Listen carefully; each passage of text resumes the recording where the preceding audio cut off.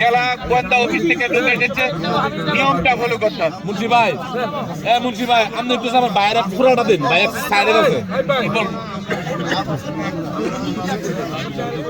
হ্যাঁ, আমাদের বাংলাদেশ জাতীয়তাবাদী মহিলা দলের নেত্রী সরি আমাদের অনেক আগে উনি উপস্থিত হয়েছেন, জনাব আরবিনা আসাদ, সভানেত্রী আরবিনা আসাদকে আমাদের সাথে যোগ দেন।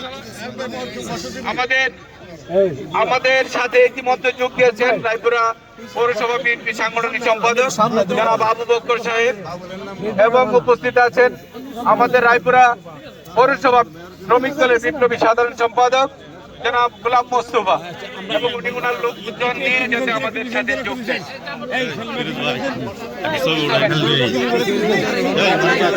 আমরা সকলকে যে জিনিসটা বলেছি স্পষ্ট করে দিচ্ছি, এখানে কোনো দ্বিধাদ্বন্দ্ব নেই।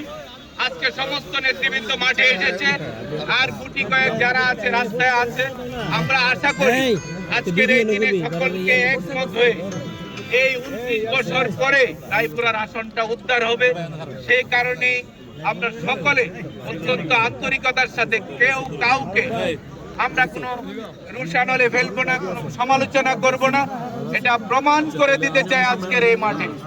এবং এই উপস্থিতি প্রমাণ করে ইঞ্জিনিয়ার আশরাফুদ্দিন বকুলের নেতৃত্বে রায়পুরা বিএনপি ঐক্যবদ্ধ, এতে কোনো সন্দেহ নেই।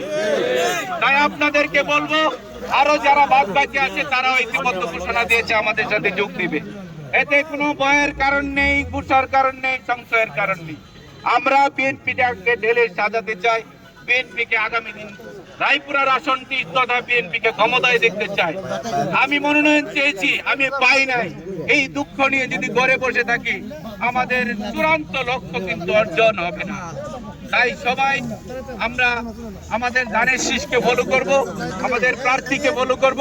এটা জননেতা জনাব ভারপ্রাপ্ত চেয়ারম্যান তারেক রহমানের কথা। ডানের বাইরে গেলে আমরা কাউকে চিনব না, ডান যার এই জনদাতা। তাই আজকে আমরা আপনাদের এই স্বতঃস্ফূর্ত উপস্থিতি, আপনাদের যে আন্তরিকতা, আপনারা প্রার্থীর প্রতি ধানের শীষের প্রতি যে আপনাদের অকুণ্ঠ সাপোর্ট, তা আজকে ঐক্যবদ্ধ আছেন সেটা আবার প্রমাণ করলেন। তাই এই মুহূর্তে আমরা